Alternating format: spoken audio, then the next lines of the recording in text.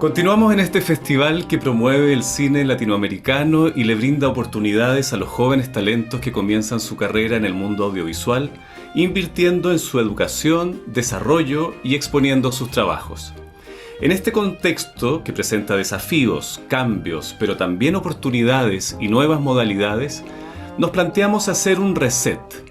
Luego de la pausa y el freno, volvemos renovados, con más ganas, más fuerza y reinventados.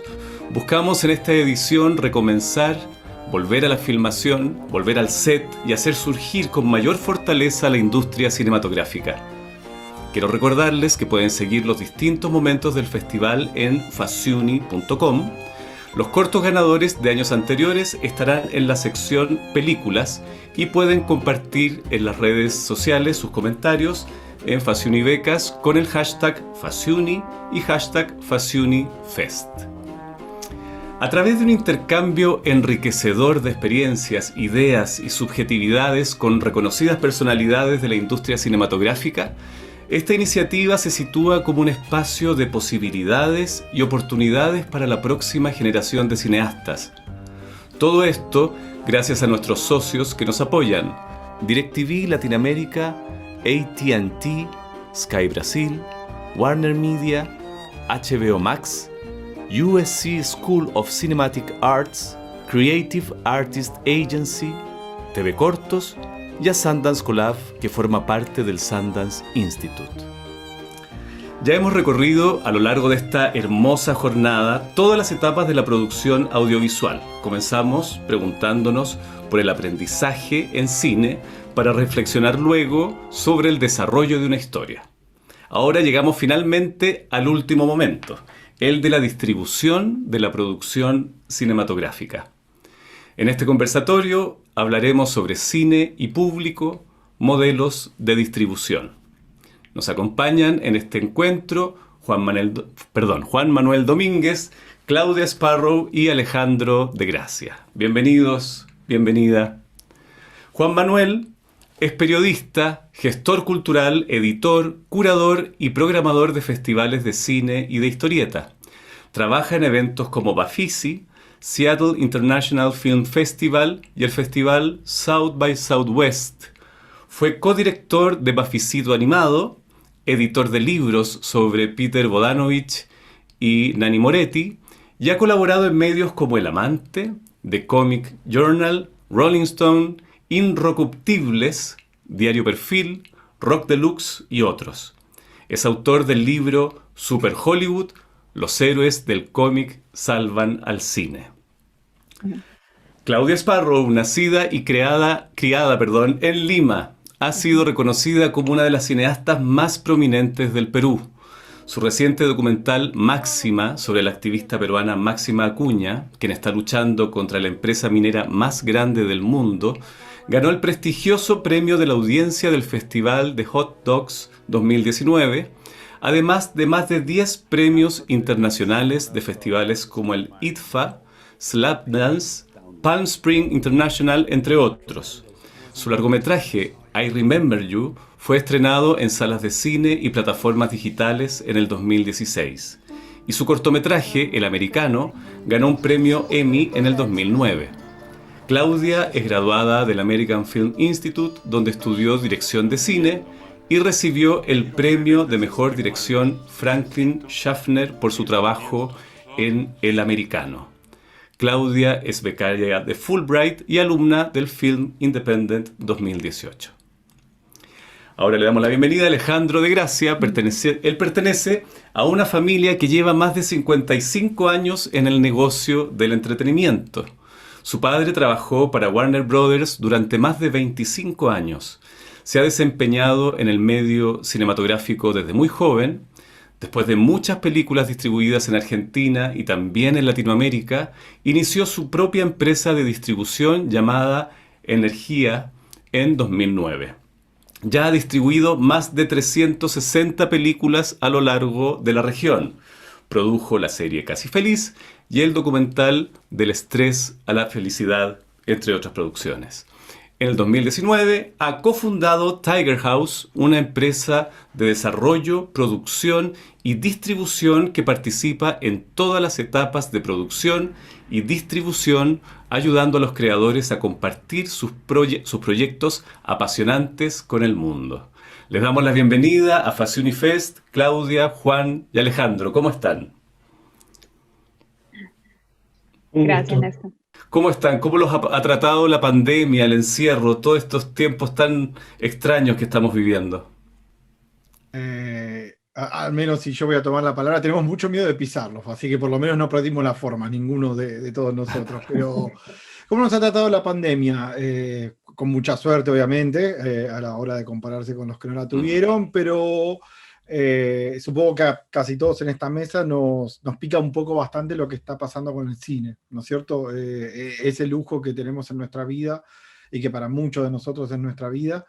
Si bien no es preocupante, es cuanto menos realmente paradigmático, o sea, Ujú. como uno cree que lo puede ser para la civilización, pero también en el día a día, y al mismo tiempo redescubrir en el aferrarse el cine, ¿no? Tipo ir a ver clásicos, ir a estar, hablamos, ¿no?, de una etapa más temprana de este momento, así que si redondeo tu pregunta, me ha tratado bien y como siempre el cine está ahí, espero que siga estando, pero bueno, nada, me parece que es un momento donde cómo sigue el cine es cuanto menos más mutante que nunca antes en nuestra existencia, ¿no? Ujú. Exacto. El cine, el cine lleva muchos procesos y tiempos, ¿no? Y como decía en este conversatorio, vamos a hablar sobre la última etapa de la producción audiovisual que tiene que ver con su distribución. Para que una película termine de encerrar un sentido o muchos sentidos, no basta con el producto audiovisual final, sino que con una parte esencial del mundo cinematográfico que es el público. Son los espectadores quienes terminan de otorgarle sentido al trabajo realizado. Y en estos tiempos es el espectador el que decide dónde, cuándo y cómo consumir cine. Actualmente vivimos épocas donde la realidad se transforma de manera vertiginosa y los tiempos se aceleran. ¿Cuáles son hoy las posibilidades que brinda la virtualidad y la tecnología al consumir cine? ¿Cuáles consideran que son las nuevas maneras de ver y distribuir cine? No sé, Alejandro, por ejemplo. A ver,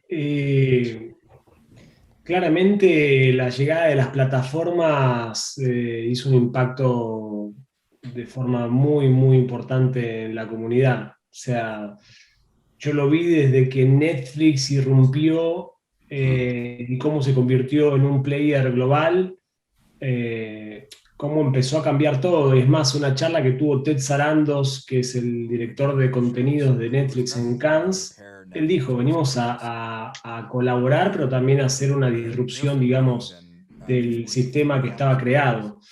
La realidad que es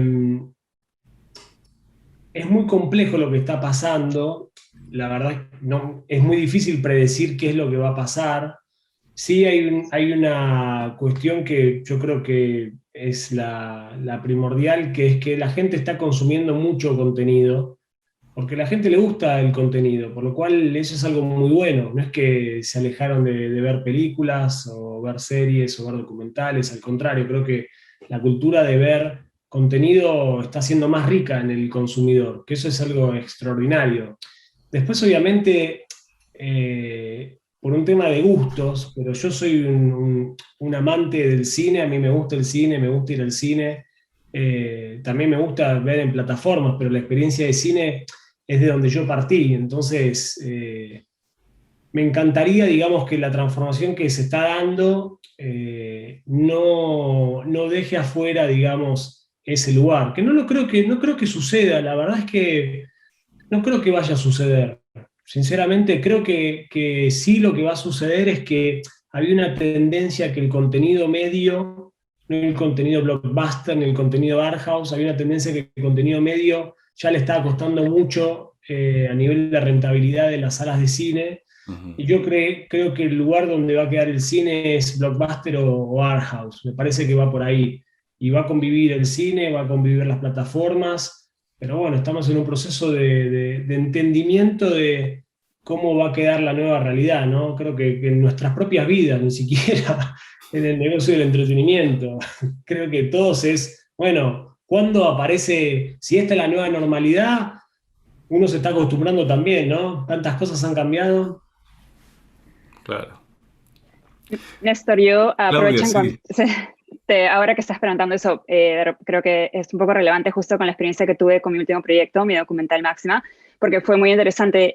Nosotros, la película se estrenó, digamos, en festivales en el 2019 en Hot Dogs y continuó, digamos, la ruta tradicional en festivales, en presenciales.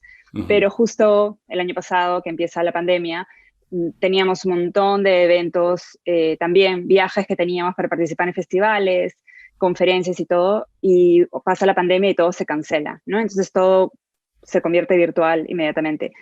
Y lo interesante, creo que lo positivo que vimos, que mi equipo y yo podemos sacar, es, sin pensarlo, hemos podido llegar a muchos más lugares y a mucha más gente, y a veces sin que sea un presupuesto digamos, significativo, ¿no?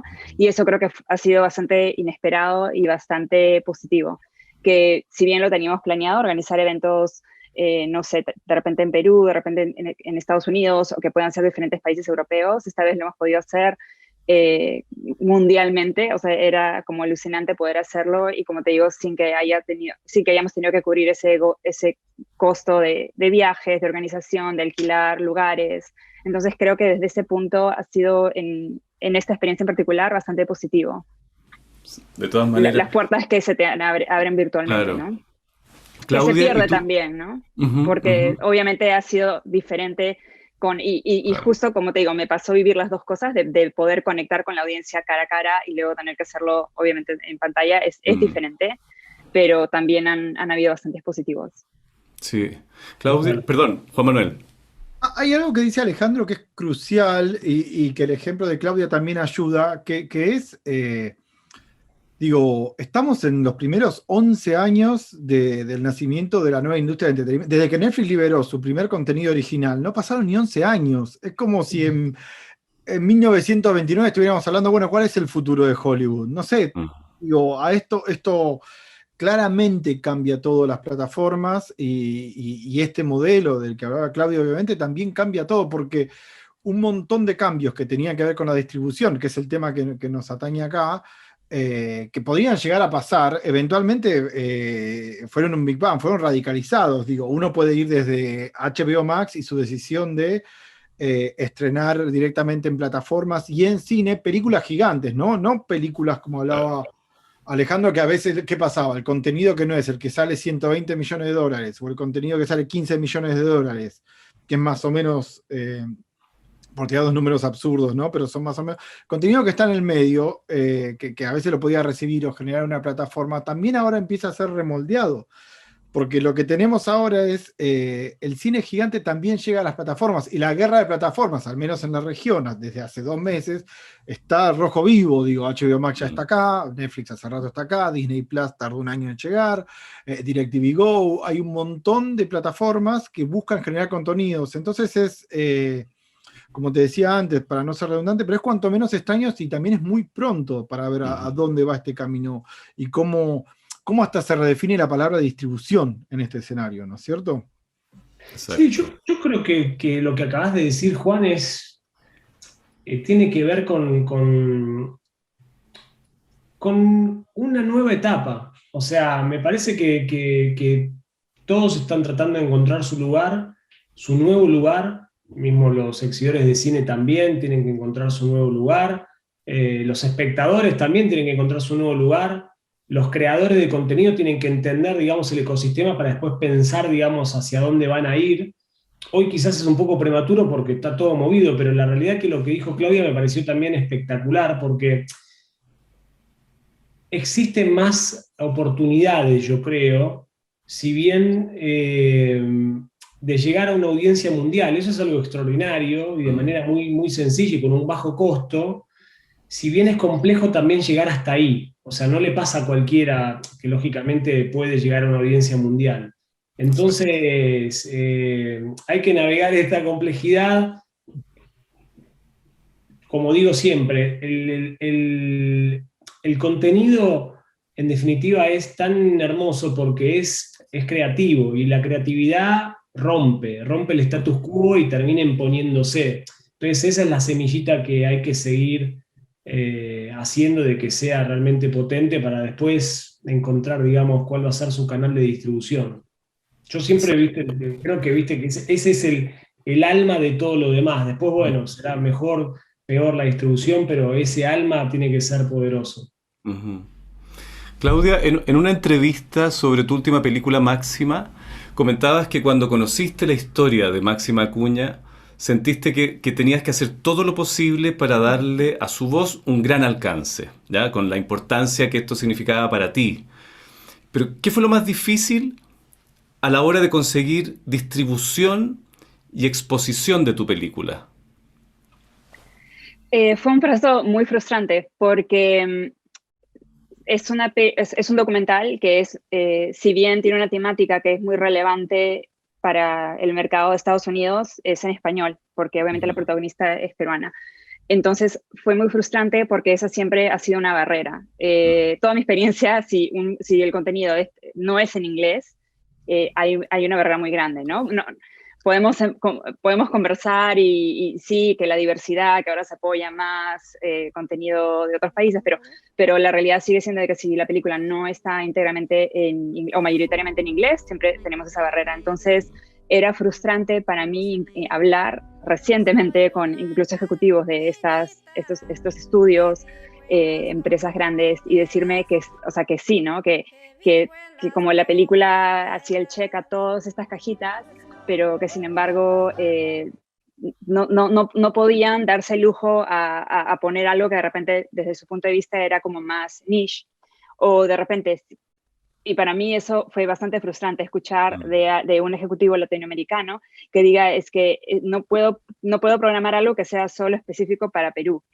Entonces, no sé, a mí me parece interesante porque pienso que la película abarca temas más universales, ¿no? No Totalmente. Solamente, que no sería específicamente solo para una audiencia de Perú. Entonces, creo que eso siempre ha sido un poco la barrera más grande, el hecho de que no está en inglés. Y bueno, yo creo que en general, ¿no? Es un documental con temáticas que es más social, no es algo tan mainstream. Entonces, que obviamente lo esperamos, ¿no? Que no iba a ser tan fácil. Pero creo que lo que más me sorprendió es tener esa respuesta, sobre todo de Latinoamérica, cuando es una temática latinoamericana. Y creo que un poquito para añadir de lo que estaba diciendo Alejandro, creo que sí es cierto, no sabemos, o sea, todavía hay algo que se está definiendo, las diferentes formas que ha tomado el tema de distribución. Creo que también desde un punto de cineasta es importante que también sea sostenible, porque si bien pueden haber todas estas plataformas y maneras de que tus películas se vean, creo que para el cineasta es importante también que sea sostenible, que puedas vivir, ¿no? Obviamente de cualquiera sea la forma en la que estás trabajando en tus proyectos en tema de distribución. Uh-huh, uh-huh. Los tiempos cambian y la sociedad también. En este sentido, ¿cómo consideran la mejor manera de interpelar y llegar a las nuevas subjetividades a través del cine? Alejandro, Juan Manuel, no sé. Primero que diría es definamos subjetividades, ¿no? Como diría el profesor de secundario, pero no, creo que los chicos pueden responder mejor que yo. Yo igual me gustaría responderte del rincón del Festival de Cine, que es un rinconcito en el universo de... Creo que había algo que decía Claudia y algo que, bueno, que también había dicho Ale, que digo, hay algo muy positivo, pero yo a veces, quizás desde mi pesimismo nato, veo algo un poco negativo, si bien no terrible, que tiene que ver con el perfil del algoritmo, que tiene que ver con lo que se espera, el tipo de contenido que se espera que genere la región. Que si bien por ahora, al menos en lo que uno ve, que insisto, no es el insider que pueden tener los chicos, a veces sentís que se buscan determinadas cosas, incluso mismo con los lanzamientos de plataformas. Hay cosas que a vos te llegan y hay cosas que no. Si uno buscara una plataforma que tuviera muchísimo cine clásico de todo el mundo en América Latina, no hay ninguna. Y hay varios players en el universo del streaming que sí tienen canales con películas clásicas y ese mercado, por ejemplo, no existe para nosotros, que si bien insisto, es un lugar de lujo, de nicho, te permite entender que si bien todos podemos tener plataformas, a veces lo que empieza a pasar es que se cercena un poco el acceso a determinados contenidos. Y lo que yo me preguntaba desde mi lugar de programador, desde un lugar de festivales, ¿cuánto empieza a pasar después que eso puede llegar a limitar lo que se puede o no producir en la región, que es algo que de por sí ya pasa un poco con el universo de los festivales y con el universo de los mercados, y a qué se le presta atención y a no que se le presta atención y a lo que no se le presta atención en la región? Si es que fui claro, supongo que no lo suelo ser, pero sí, más o menos es lo que quiero No, decir. fuiste claro, sí.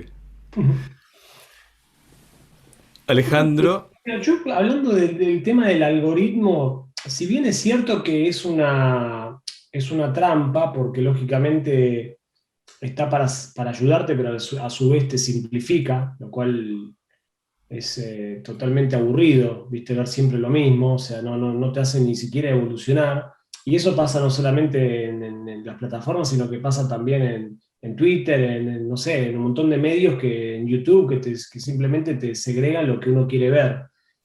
Yo creo que también, a ver, y ahí yo interpelo al otro, al espectador, a que también haga su trabajo de ir a buscar información para después ir a buscar a la plataforma lo que no le muestra, digamos, de manera en primera plana, digamos. Porque si vos buscás, encontrás. El tema es que hoy en día es como que la gente quiere todo simplificado. Y sinceramente no existe crecer sin embarrarse un poco.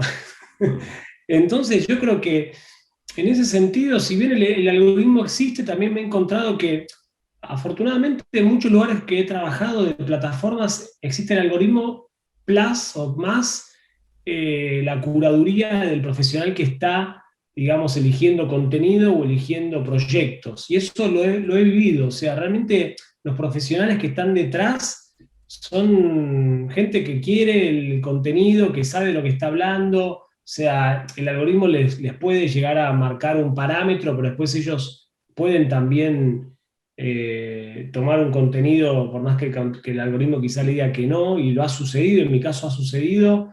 Lo único que sí hay que escaparle un poco es a la plataforma que te dé todo servido. Creo que ahí es algo que uno tiene que escapar, no decir, bueno, a ver qué es lo que hay en la primera plana, sino también hacer un esfuerzo de ir a buscar, ¿no? No solamente esperar. exacto. Hoy en día el mundo de Internet es infinito, ¿no? Y si bien brinda grandes posibilidades y mayor acceso, al mismo tiempo es un espacio que es difícil de controlar. Como, ¿consideras que puede haber alguna alternativa en la manera de distribuir cine, pero que genere menor piratería? ¿Claudia? ¿O Alejandro? ¿Qué se hace con eso? No sé ustedes qué sienten con respecto a la piratería. Yo siento que el pirata va a existir porque siempre le va a buscar la vuelta, pero en general yo creo que ha disminuido muchísimo esa búsqueda del contenido pirata. No sé, es mi sensación por lo menos. Y esa pregunta la tuve en un momento, también la tuve, y era, mirá, todas estas plataformas lo que van a tratar de brindar es el mejor contenido posible a un precio dentro de todo razonable, lo cual uno hace de que diga, tenés tanto que la verdad que ir a buscar algo realmente, a ver, te puede pasar, que Juan Manuel lo decía, de que no encuentres algo clásico o algo en particular, te puede pasar, de que digas, bueno, a ver cómo lo puedo encontrar, o quizá también no querés pagar más de un servicio. Yo no sé si eso lo pueden detener, la verdad que yo creo que el que quiere piratear, que cada vez es menos, va a seguir haciéndolo. Ujú. Sí, Néstor, creo que es muy cierto. Eso me pasó con mi película anterior y fue interesante la reacción que tenía en ese entonces de mi distribuidor, porque me di cuenta que literal cada semana era como que ya tenía que ir a YouTube y llenar la forma para decir, por favor, que bajen la película. Y mi distribuidor me explicó y me dijo, es que es como un poco ya el comportamiento de la audiencia. Las personas que van a piratear, pero esperemos la mayoría de personas ya tienen alguna suscripción, o sea, no va a ser la primera parada que van a tener, ¿no? Entonces es un poco como, sí, está ahí, va a existir y tienes que aprender a vivir con él. O sea, creo que traté de hacerlo en su momento, creo que inocentemente, de realmente tratar de contactar a todas las plataformas y todo, y algunas funcionaron, pero bueno, las vuelven a subir y es como un poco, no sé qué tanto es realista luchar contra esa corriente tan grande. Exacto. Juan Manuel, ¿cuál es tu opinión? No sé qué es la piratería, no tengo idea. No. Obviamente creo que es, como todo, digo, en el ecosistema cine creo que todo está demasiado conectado una cosa con otra. Creo que a algunos contenidos de los que hablamos no nos afecta, de hecho genera el famoso boca en boca que le decimos aquí en Buenos Aires, que sirve y ayuda y al menos te pone en otro plano y te menciona, porque digo, lamentablemente las películas no pueden vivir más de ser solo películas, es una pena, pero digo, tienen que hacer muchas cosas, demasiadas acrobacias, pero también creo el único lugar donde siento que me preocupa, pero como decía Ale, también son gigantes y pueden reacomodarse, es el cine per se, pero también el cine per se, la sala de cine, al menos últimamente se ha convertido en un lugar un poco complicado, ¿no? Como el aforo fue reducido, entonces ahora, por ejemplo, los distribuidores chicos, al menos en Argentina, con los que uno habla, tienen muchos problemas para estrenar, porque no tienen ventana, porque no tienen un hueco entre tanque y tanque, lo único que tenés son tanques, tenés tanques que se fueron acumulando durante año y medio, que están saliendo todos juntos, entonces es un momento muy particular, hay que ver si eso se reacomoda, pero también hay que ver si eso se tatúa, ¿no? O sea, entonces ahí es donde creo que se puede generar como algo raro. En julio, recuerdo, el aforo era del 35%, al menos en Argentina, las salas estaban llenas, pero hubo películas que estaban compradas hace un año y que tenían que esperar porque no conseguían una ventana. Ese aspecto sí me parece preocupante porque ahí volvemos a la película esta o a esta figura fantasmal que inventamos de la película de 40 millones de dólares, ¿no? O de 20, 25, que puede ser, no sé, una película animada peruana que no puede conseguir sala en América Latina porque está completamente tapado de eso. Y ahí es donde quizás la figura de la piratería me preocupa un poco más, la figura de la plataforma se te hace un poco más salvadora, pero bueno, seguí sin ver la película en la sala de cine, que al menos sigo siendo de la generación que se aferra a eso con muchas ganas y con mucha fuerza. Claro. Sí, yo lo que siento para hablarle al otro que está, al que tiene, digamos, que crear y después distribuir, es que es un mundo complejo. Tiene que primero que pensar, yo por lo menos lo que sugiero humildemente es el camino de qué es lo que quiere hacer con ese contenido.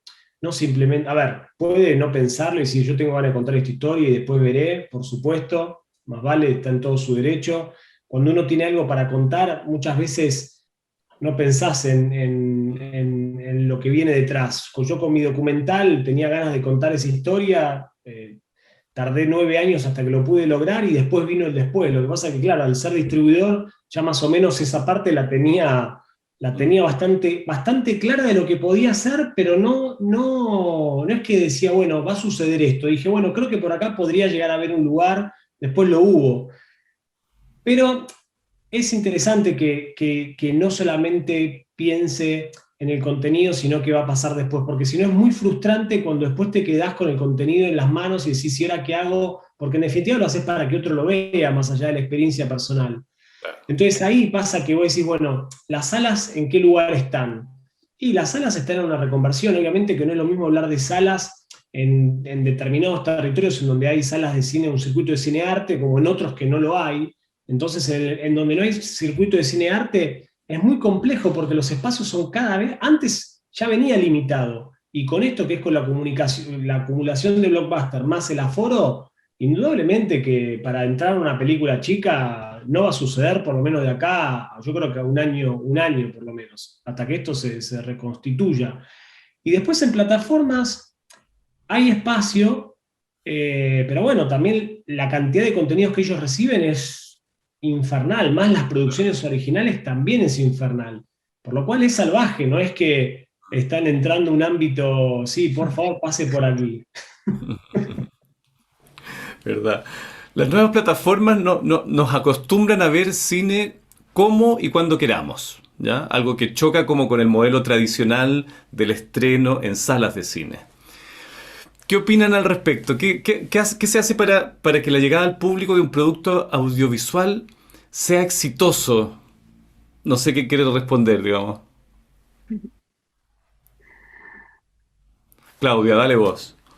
Es que, lo Definamos que no, éxito de vuelta, como subjetividad. Definamos éxito, porque creo que es un Sí, poco. no, claro. Perdón, Claudia, que te piso, pero no, creo que es que es ahí eso. realmente lo que entra cuando uno lo ve como programador de cine, como periodista, entran las intenciones, más allá de donde quiera uno llegar, digo, o sea, ese llegar, el circuito de arte de tu ciudad, si lo tenés, como decía Ale, o el Oscar, me parece que, digo, es una cuestión muy de ser pragmático con el modelo de estreno, con lo que te ofrece tu país, con lo que te ofrece tu instituto de cine. Digo, en Argentina, por ejemplo, hay películas que sí o sí tienen que estrenarse en un determinado momento, porque si no, no van a cobrar la ayuda que genera el Instituto de Cine, y entonces ahí ya tenés un factor que quizás no existe en, no sé, en Colombia, por darte un ejemplo. Más allá de que eso es un puntito en un tapiz muy grande, eh, creo que depende mucho de lo que quieras hacer con la película y lo que llames éxito. No sé, Ale no va a hablar de eso, pero él produjo una serie que venía muy bien y se convirtió en un mega, Casi Feliz fue un éxito muy grande, muy gigante, que generó una segunda temporada, prácticamente una de las primeras series argentinas que se pudo ver en medio de la pandemia. Ahí te uno una cosa más porque es interesante lo que vos decís.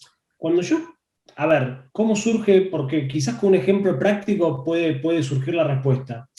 Cuando yo un día me voy a dormir viendo una serie que era, no sé, un drama terrible, y me voy a dormir y me levanto pésimo, soñando cualquier cosa, pésimo. Entonces dije, no, pare de sufrir, dije, quiero crear. No había tantas comedias, dije, quiero crear una comedia porque creo que quiero que, digamos, que la gente pueda reírse un poco antes de dormir. Entonces empecé a pensar el formato, dije, me gusta mucho el cine de Woody Allen, me gusta muchísimo, me gusta Larry David, me gusta Seinfeld, dije, bueno, una especie de un personaje neurótico, pero en Villa Crespo, en Argentina, en un barrio de Argentina.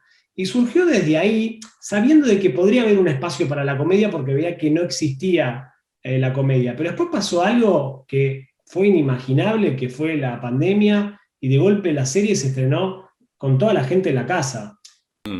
Y eso se convirtió en un éxito sin querer, la realidad. Sin querer, sí, uno hace lo mejor para que lógicamente esté bien narrado lo que querés contar, pero no fue que nosotros fuimos a buscar el éxito, no fue que dijimos, ¿sabes qué? La vamos a romper, esto está creado para triunfar. No, fue la creación de decir, quiero contar esto. Después sucedieron las cosas buenas y bueno, hoy estamos haciendo la segunda temporada, pero es difícil. Yo creo que el que se quiere parar en el lugar de cómo hacer para narrar algo exitoso, lo que tiene que hacer primero y principal es empezar a identificar qué es lo que tiene y con qué lo puede comparar, a nivel local y a nivel internacional. A nivel internacional es difícil también, porque obviamente son otros presupuestos, pero a nivel local, a ver hasta dónde llegó lo local. Y de ahí ver si él está en esa altura o no. Siempre lo que se hace es comparar, digamos, para ver qué juego está jugando. Pero hoy definir, yo creo que ahí va un poco con el tema de lo que hablaba Juan y del algoritmo. Si vos hoy decís, ok, voy a hacer, no sé, ahora están funcionando los true crime stories. ¿Quién mató al verdulero?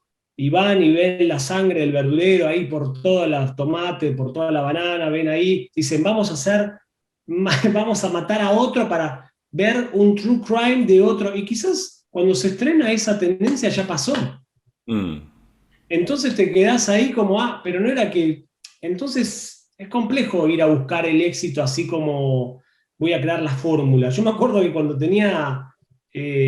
empecé en el negocio, que tenía 17, 18 años, con Pascual Condito, Juan, que traía mucho cine europeo, mucho cine de crítica. Realmente fue un muy buen mentor. Yo le decía, ¿cuál es la fórmula para que algo funcione? Y un día se cansó y me dijo, flaco, no hay fórmula. Dejá de pensar de que acá hay una fórmula porque no. Es una fórmula que está en movimiento, por decirlo. Sí, yo creo que es muy interesante, sobre todo pensando en el público, ¿no? Que está viendo esto, que son estudiantes, que quieren que quieren, imagínate, estudiar cine ahora, en este contexto, quieren contar historias, quieren que sean vistas sus historias, y con todas estas dificultades de estos momentos no es fácil, claro. Juan Manuel, querías decir. Sí, hay algo para agregar a lo que decía Ale, algo que pasó en Argentina en el año de la pandemia, en 2020, que fue un poco sorpresivo, bastante sorpresivo para todos, que fue un caso de éxito raro, fue lo que sucedió con Cinear. Cinear es la plataforma donde se dan las películas argentinas, lo cual suena muy vasto, pero se dan las películas argentinas que, Ale me corregirá si me equivoco en la definición, que han sido producidas gracias al Inca, sea en su totalidad o en otro porcentaje. Entonces, como el Estado tiene parte de esos derechos de exhibición, los lleva a su plataforma Cinear. Cinear, lo que sorprendió de Cinear es que el cine argentino, como todo el cine, al menos aquí en Argentina, estuvimos literalmente un año sin cine. De marzo a marzo estuvimos sin salas, si no me equivoco casi. Sí, de marzo a marzo. Sí, sí. De marzo a marzo. Y de repente películas que pasaban porque tenían que estrenarse, lo había comentado antes, aquí en Argentina algunas películas que tienen aporte del Estado tienen que estrenarse para poder cobrar alguna parte de ese aporte. Entonces a veces, por ejemplo, hay meses como septiembre o octubre o noviembre, la última parte del año, a veces estrenaban 4 o 5 películas nacionales un jueves, ¿no? El día del estreno aquí en Argentina. Y lo que pasó con Cinear el año pasado fue que las películas empezaron a lograr números de visionados que no lograban de espectadores en salas. 20.000, 25.000, 30.000, que en prepandémico sería un gran número para una película argentina, muy buen número, y que tampoco podía lograr a veces hasta físicamente, en términos de no tenías las salas para generar ese aforo, esa cantidad de corte de ticket. Entonces ese fue un caso de éxito que creo que reafirma un poco lo que dice Ale. No hay una fórmula y algo que obviamente uno puede decir, sí, yo podría haber estrenado en cine y después haber ido a Cinear y capaz que lograba 20.000 personas, pero también está la situación de la casualidad y la causalidad que genera, bueno, hay pandemia, hay una plataforma de cine argentino, no había nada para ver de Hollywood, porque todavía no se habían abierto las plataformas, no se estaban las películas, y la gente vio cine nacional, como al menos en términos de verlo en sus dispositivos electrónicos, no lo había hecho nunca desde que existe Cinear, que existe hace varios años, no existe desde el año pasado. O sea, entonces ese es un caso de éxito muy extraño, muy raro, y en Bafisi nos pasó, de hecho, el Festival de la Ciudad de Buenos Aires tuvo muchísimos visionados, muchísimo más visionados que hubiéramos tenido corte de ticket, tuvimos el evento físico, pero si teníamos un aforo del 100% en salas. Entonces, insisto con la palabra mutante, pero sí hasta el éxito me parece que se ha convertido en algo extraño en este momento. Yo le preguntaría a Claudia, que ella está, digamos, en la antesala de un estreno mundial, pero además me imagino que estarás pensando en un próximo proyecto, ¿no, Claudia? Sí, no, definitivamente apoyo todo lo que están diciendo y creo que desde un punto de vista cineasta, como cineasta, creo que es crítico, sobre todo para estudiantes, pensar estratégicamente. Porque yo creo que cuando uno empieza, y fue mi caso, sobre todo estás pensando mucho del lado creativo, ¿no? Obviamente tienes una historia que te apasiona, que estás dispuesto a sacrificar, darle todo, ¿no? Dedicarle literalmente tu vida para poder hacerlo. Y eso a veces incluye desde finanzas hasta tu tiempo, hasta todo, ¿no? Todos los sacrificios que haces. Pero claro, llega el momento en que terminas la película y mi lección número 1 fue, ahí es cuando realmente empieza el trabajo. O sea, después de haber tu sentido que ya no tienes nada que dar, cuando vas a distribuir tu película, es cuando realmente empieza el trabajo, porque para eso lo has hecho para que, no para que esté debajo de tu cama, sino para que el mayor número de personas la vean, ¿no? Entonces eso creo que como cineasta incluso si vas a creo que es algo crítico que no te enseñan o te hacen realmente considerar cuando estudias cine. Es todo el lado creativo, que obviamente importa, pero al final del día el cine es un negocio. Tú quieres poder vivir del cine, entonces tienes que poder pensar estratégicamente y creo que eso ayuda. Y es ese balance de encontrar, obviamente, o por lo menos hacer el proyecto que te apasiona, pero tener una estrategia. Si bien no hay fórmula para el éxito financiero o no puedes planear lo que va a pasar, lo que va a estar de moda en ese entonces, creo que sí puedes armar una estrategia, por lo menos entender quién es tu audiencia y dónde la puedes encontrar, cómo puedes llegar a ella. Y lo bueno, creo que ahora hay más maneras de llegar a ella que quizá antes, ¿no? Y creo que lo puedes hacer también con menos presupuesto. Entonces, creo que eso sí es importante. Y sí, yo como cineasta, esa fue la lección número 1 que aprendí con mi proyecto de I Remember You, y eso es lo que me ha dado muchos recursos y nos ha abierto muchas puertas ahora con este siguiente proyecto, y definitivamente es algo que tomo en cuenta ahora que estoy desarrollando mi siguiente proyecto, de todas maneras. Y te hago una pregunta, Claudia, porque es difícil también la retribución con respecto a documentales, porque vos decías que tiene que ser sostenible. En ese aspecto, ¿no querés contar un poco también de las complejidades de poder vivir, digamos, creando contenidos? Sí, y creo que el documental obviamente es, sobre todo cuando es una temática social, o sea, obviamente yo hice Máxima en este caso en particular, yo hice ese proyecto obviamente sin esperar nada, realmente era como mi misión en la vida, era contar esta historia y obviamente no, sin esperar nada a cambio, ¿no? Pero obviamente al final del día tenemos inversionistas a los que por lo menos tenemos que intentar recuperar el dinero, ¿no? Y sobre todo también espero crear un precedente, porque obviamente sí es difícil conseguir financiamiento para proyectos así, crear precedentes para que otros financieros, otras empresas se den cuenta que es posible, que hay una audiencia para esas películas y que es posible hacerla sostenible. Entonces, eso ha sido nuestro enfoque. Y bueno, creo que como yo en mi caso ya había aprendido bastante de las opciones de distribución, o sea, me eduqué muchísimo, lo aprendí todo con mi proyecto anterior, he podido aplicar un montón de ese conocimiento en la estrategia, sobre todo también cuando a veces se te pueden presentar empresas grandes que sí, quizá tienen un nombre, pero de repente cuando lo miras en papel no te va a convenir desde un punto financieramente, pero también no le van a dar la exhibición a tu película que quieres o que se merece. Y creo que el haber estado informada nos ha ayudado a tomar lo que creemos las mejores decisiones para este proyecto. Entonces creo que como cineasta es importante educarse, saber las opciones, saber de contratos y los derechos, ¿no? Lo que eso implica. Porque a veces firmas sin saber y luego te diste cuenta que cuando quieres tu película de vuelta es que ya no la puedes tener de vuelta o la tienes de vuelta en 10 años. Entonces todo eso es muy importante y creo que los cineastas nos enfocamos más en lo creativo que en ese aspecto que también es muy importante. Perdón. Mi pregunta te interesa porque, ¿y cómo hiciste para decidir con quién? ¿Qué fue lo que te convenció? Para nosotros era en esta película muy importante tener control sobre cómo, control creativo en el sentido de poder explotar el mayor número de audiencias que podamos y poder controlarlo. Entonces queríamos, por ejemplo, poder llegar a centros educacionales, poder tener esos derechos, poder también realizar eventos virtuales, también tener esos derechos. Poder estar envueltos, si va a plataformas digitales, a cuáles y cómo. Todo eso para nosotros era importante. Entonces, como hemos podido recrear un modelo híbrido y poder trabajar alrededor de eso, que quizá en algún momento llegó un distribuidor grande que sí, de repente hubiera sido lo más sencillo, pero creo que para que sería la película estuviera enfrente de la gente una semana y luego desapareciera, no era lo que queríamos.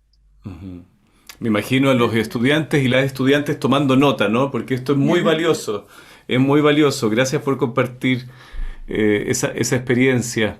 Juan Manuel, ¿tú querías decir algo? No, ya que la estábamos interrogando a Claudia, había otra cosa que me interesaba mucho. Interrogando a Claudia. Sí, todo. Con el lanzamiento, ¿no? Porque hablamos también de mantenerse, estar y no solo cuán importante es el lanzamiento, sino cómo se elige el lanzamiento de lo que uno ha creado. Cómo entra a ser parte de la estrategia de cuidado del producto que uno tiene. Bueno, la verdad es que depende de tu proyecto. Es que eso es lo primero, digo, ¿no? Como te digo, yo aprendí, ok, cuál es la historia que estoy contando, cuál es la audiencia que creo que le interesaría o la audiencia que yo quisiera que llegue. Y a partir de ahí empezar a buscar organizaciones. O sea, y creo que eso también es importante como cineastas, porque a veces nos cerramos a los a los actores obvios, ¿no? Bueno, estudio A, B y C, si ellos me dijeron que no, se acabó, pero no es cierto. A veces saliendo de eso es donde están las oportunidades, donde vas a encontrar el apoyo que necesitas. Entonces, hemos trabajado, por ejemplo, creando relaciones con organizaciones que apoyan las causas que el festival apoya. Hay un montón, la verdad. También tenemos ya esta relación con un distribuidor que también apoyo como un modelo híbrido. Entonces sabíamos que ellos también creyeron que la película era adecuada para ese modelo y así hemos ido trabajando juntos. Pero definitivamente es después o sea, es un proceso, ¿no? Que se te pueden cerrar muchas puertas, de un montón de nos, pero es parte de ser creativo, tienes que buscar, se te cierra una, vas a la otra. Solamente necesitas, como digo, el no ya lo tienes, solamente necesitas un sí, entonces tienes que seguir. Voy a sumar también algo que puede servir con mi documental. Yo logré venderlo a una plataforma en Latinoamérica, en Estados Unidos y Francia. Primero lo vendí en Latinoamérica, funcionó y entonces después compraron en Estados Unidos, Canadá y Francia. Pero lo que hice también fue me metí ahí un mercado que se llama MIPCOM, MIPCOM TV, que es en abril y en octubre, y como era el año pasado era online, entonces no tenía que viajar, dije, bueno, listo, me inscribo online porque el costo, digamos, era mucho más barato que irte de viaje y estar en el festival, hotel, pasaje. Dije, me inscribo y empiezo a ver la lista de los compradores y empiezo a ver, digamos, quién le interesa documentales, de qué territorios, y empiezo a mandar mails. Y obviamente que la devolución de esos mails es quizás 1 a 50, o sea, realmente vuelven muy pocos, pero encontré cosas. Tal es así que encontré un distribuidor en Australia que me compró la película. Lo cual realmente es Después obviamente estuvimos negociando el contrato, como decía Claudia, hay que sentarse a leerlo, a negociar cada cosa, porque obviamente si no después cediste la película y chao, no es más tu película, y vos decís, pero no es más tu película. Entonces el tema del contrato es fundamental. Pero bueno, también después está la búsqueda, que obviamente si tenés gente cercana, distribuidores o alguien que vos puedas confiar, te alivianan este camino porque obviamente ellos ya lo transitaron. Lo importante es caer en alguien de que uno confíe, ¿no? Porque hay de todo, es como, no sé, agentes inmobiliarios. Pero bueno, quería contar eso también, de ir a buscar mercados y ahí ver la lista de compradores y empezar a mandarle email, como algo bien práctico. Está buenísimo porque hablan de estrategia y obviamente a veces suena un poco frío, pero también, bueno, nada, está el descaro también, ¿no? El voy a mandar 60 mails y todos nos podemos relacionar con eso, digo, todos generamos de un lugar donde a veces no te prestan atención, entonces hay que ametrallar, o sea. Y sabés que es loco, pero terminás encontrando respuestas, ¿eh? Quizás te dicen que no, pero están del otro lado, porque también la virtualidad, que es otra cosa que trajo nuestra vida, hoy el mundo está virtual y estamos acostumbrados a recibir de cualquier lado algo. Yo recibo un montón de correos de un montón de lados ofreciéndome contenido, que bueno, vuelvo a lo mismo, el plan, digamos, económico también es importante tenerlo en cuenta porque uno tiene que vivir de esto y tiene que entender de que cuándo vuelve el dinero, cómo vas a vivir día a día, si no vuelve, qué pasa, también ponerte en ese lugar. Es entender un poco todo el ecosistema. No solamente, bueno, me voy a sentar a escribir y voy a hacer una película o una serie o lo que fuere, porque si uno quiere cerrar el circuito, tiene que pensar en todo en esto. Si no, bueno, te vas a quedar solo, voy a hacer una película y no hay nada más de ese circuito. Alejandro, ¿cuáles dirías que son los primeros pasos en la distribución de una película y cómo se diseña la comunicación de un film? Terminando como para crear expectativa, ¿no? Porque, como tú bien dices, claro, el creador está en su película muchas veces, pero después, ¿cómo lo comunicas? ¿Cómo nos podrías ayudar con ese tema? Sí, yo creo que se van a reír con esto. Yo creo que el distribuidor es en definitiva un médico de un paciente que es el contenido. Entonces hay muchas veces que viene el paciente con un mal título.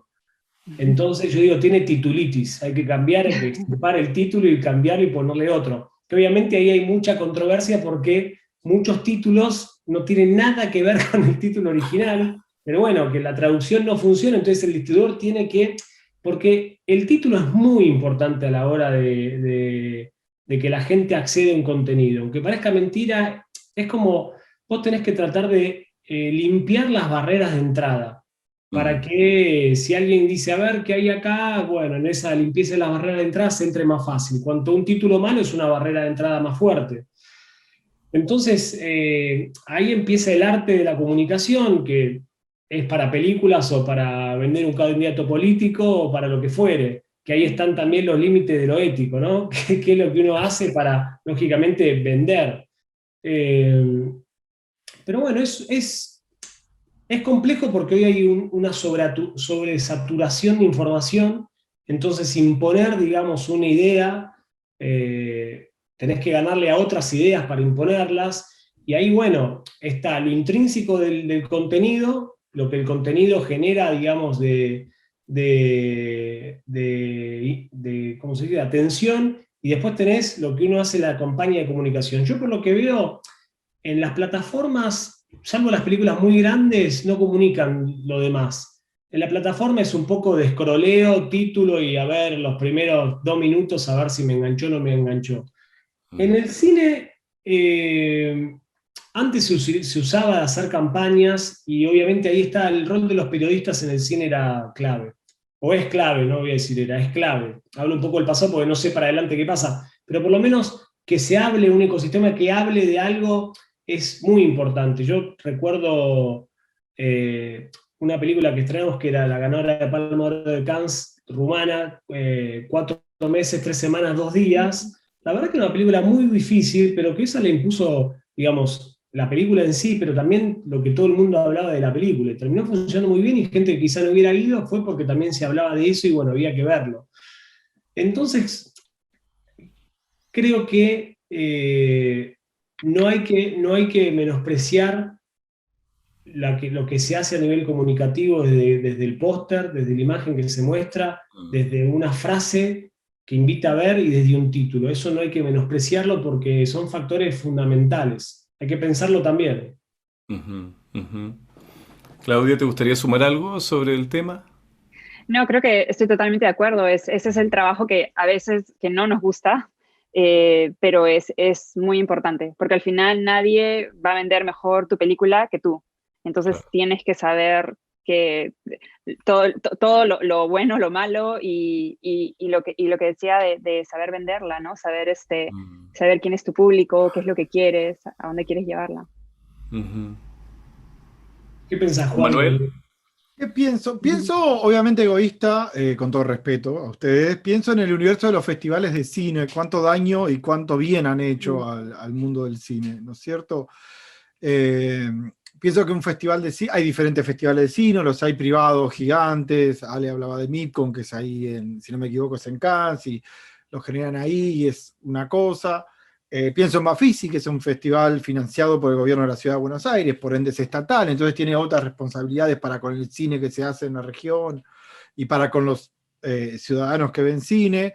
Pienso que si hay algo que los festivales podrían hacer en este sentido es ayudar a quizás lo que ahora no pueden hacer las plataformas, ¿no? Como ayudar a... El cine es todo, el cine es esto y aquello, y a veces uno termina viendo en los festivales las mismas películas, que te gusten o no, terminan hablando de una determinada forma, y al menos uno que está metido en el mundo de los festivales, sin querer sonar ni pringoso ni torpe, siente que ve siempre las mismas películas. No estoy hablando de estilo, ¿no?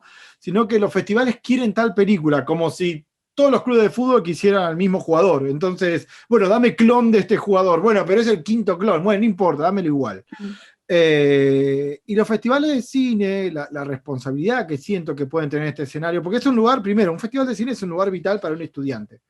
Digo, de hecho, es lo que estamos haciendo ahora. Es un lugar donde una plataforma, por suerte ahora uno prende la plataforma y hay mil cosas. Uno tenía que cincelar de otra forma antes cuando buscaba cine.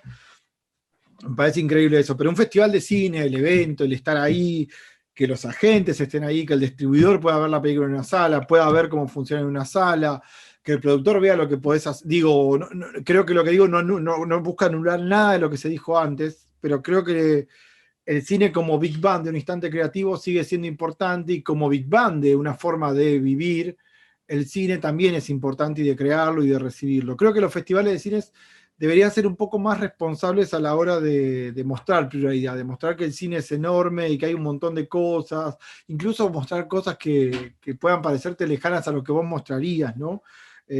Porque las películas lo necesitan, porque después a vos te pasa que hay películas que te llegan por cuarta, quinta vez, y no hay una comunicación, no es que vos decís, bueno, esta película podría ir a tal festival, es simplemente rechazarla, y cuando uno rechaza una película siendo programador, está rechazando el trabajo de muchísima gente y de gente que quiere llegar, y que puede ser que la película, usemos una palabra muy y enormemente torpe, la película sea mala, digo que siempre es un criterio muy subjetivo, pero el mismo sistema de festivales debería generar una ayuda a la pluralidad, a una comunicación, a que todo se vea para el público que tiene que verlo, porque si algo que nos mostró todo esto es que sea DirecTV Go, o sea el Bafisi, o sea Cinear, hay un público para todo, que es lo que dijo Ale de entrada, hay un público para todo, entonces hay que ayudar a que ese público también se forme y esté y quiera consumir cine, o sea.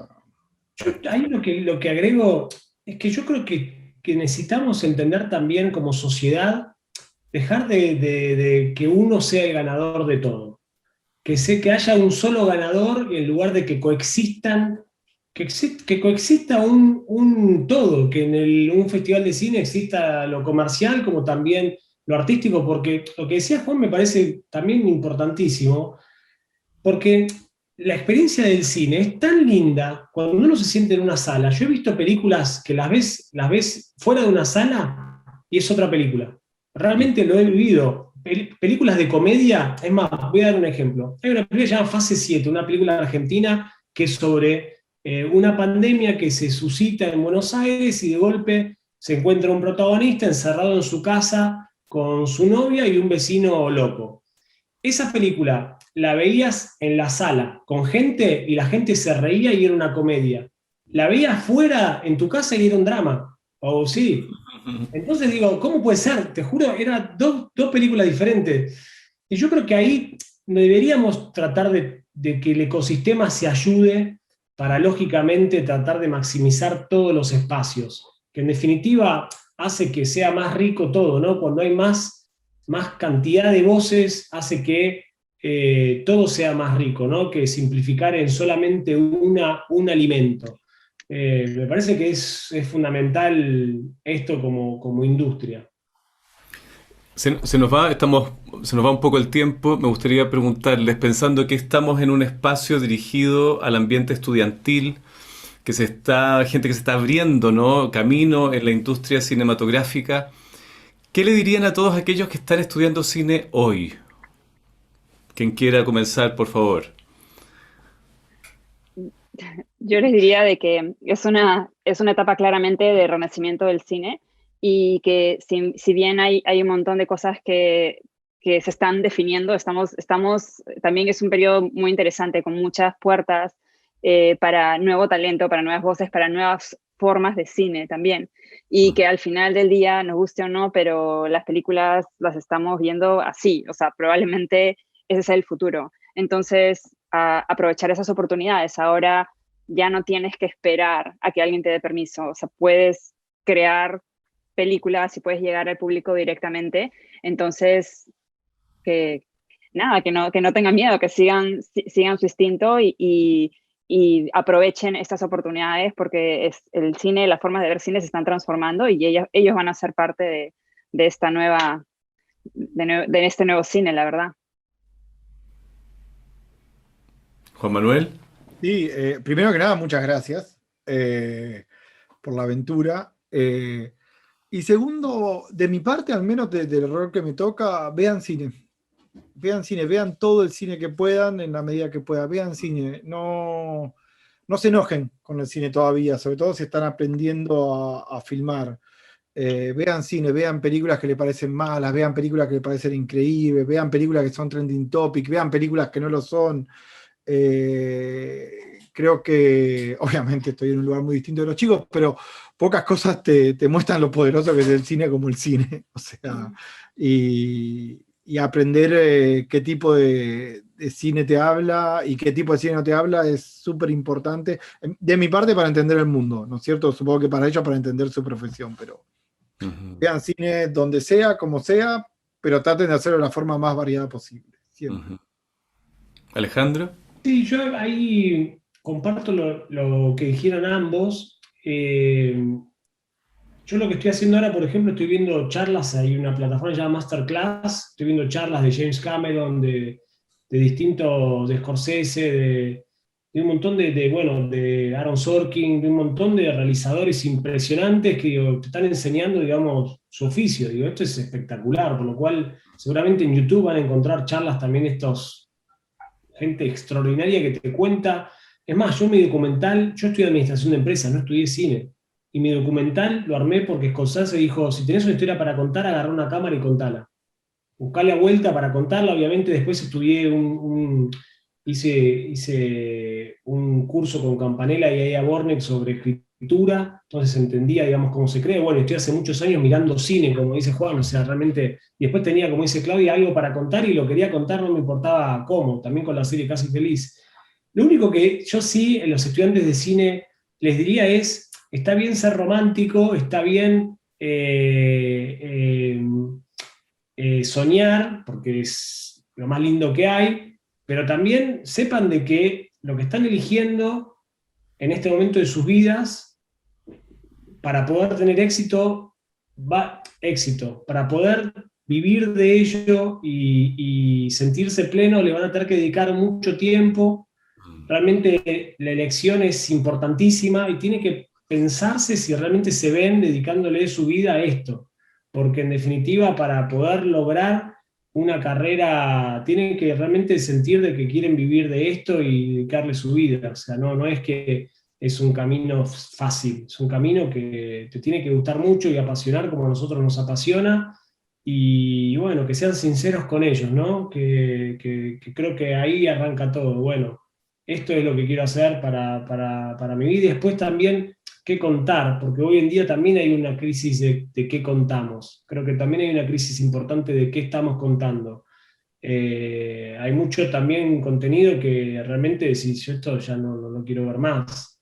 Mm. Y hay otro contenido que me gustaría que llegue más, que es ese contenido que te hace pensar como ser humano y te hace conectarte con vos mismo, ¿no?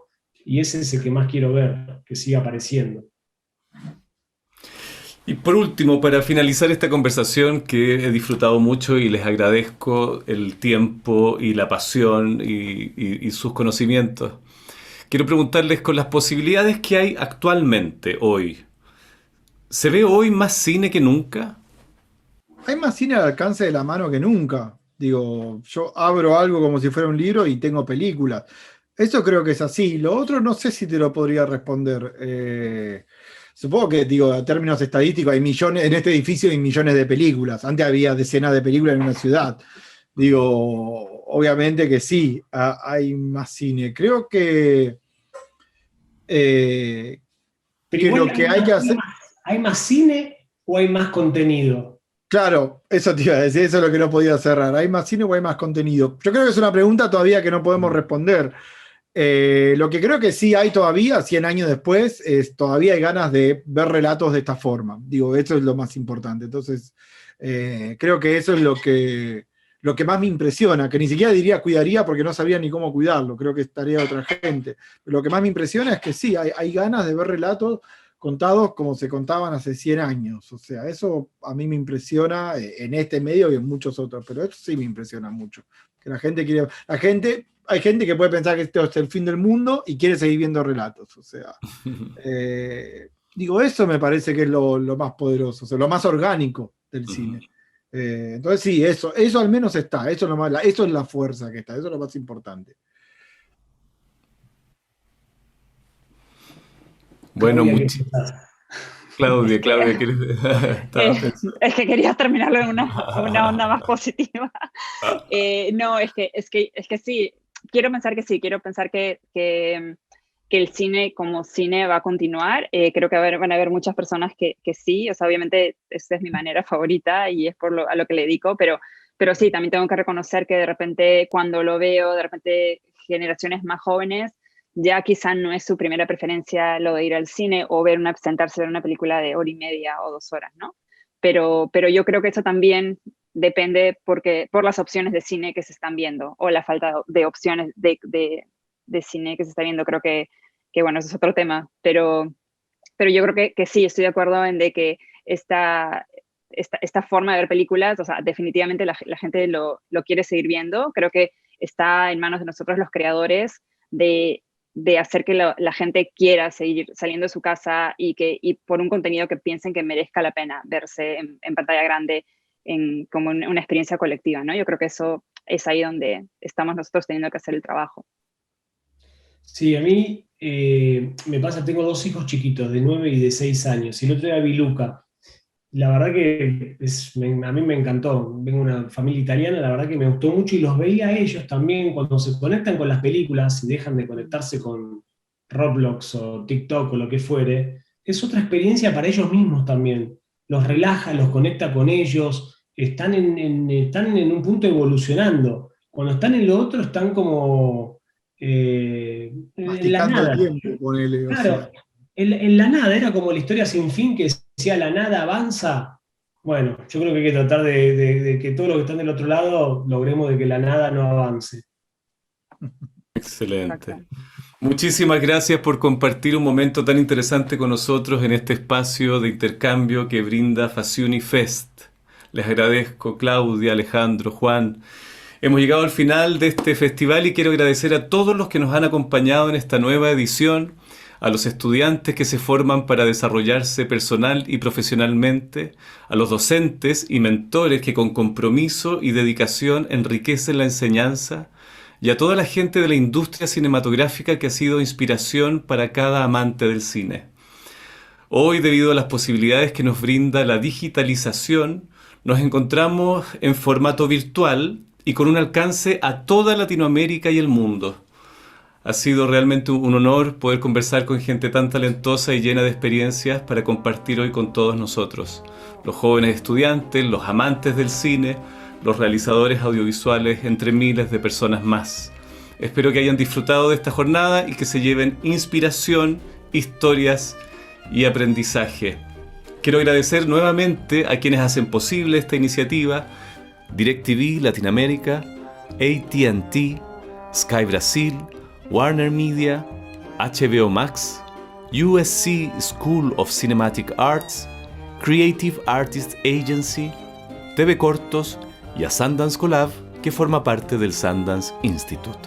Les recuerdo que hoy comienza una nueva función de Fasciuni Becas y que pueden participar enviando sus cortos a través de la web fasciuni.com. Fasciuni es la competencia de becas para estudiantes de cine que promueve el desarrollo de su formación profesional y académica y brinda grandes oportunidades para comenzar su carrera en el mundo audiovisual. Los cortos ganadores reciben dinero monetario y la posibilidad de una beca de verano en una de las mejores universidades del mundo, que es la USC School of Cinematic Arts. Visibilidad con reconocida gente del ámbito cinematográfico, la posibilidad de participar en festivales internacionales como el New York Latino Film Festival y Miami Film Festival, entre muchos beneficios más. Les agradezco por la atención y la participación en este encuentro. Los esperamos el próximo año con nuevas personalidades, miradas y perspectivas. Estén atentos a las redes sociales Fasciuni Becas para más información y oportunidades. Hasta pronto. Muchas gracias. Gracias. Gracias, Claudia. Gracias, Juan. Gracias, Víctor. Nos vemos. Gracias a todos.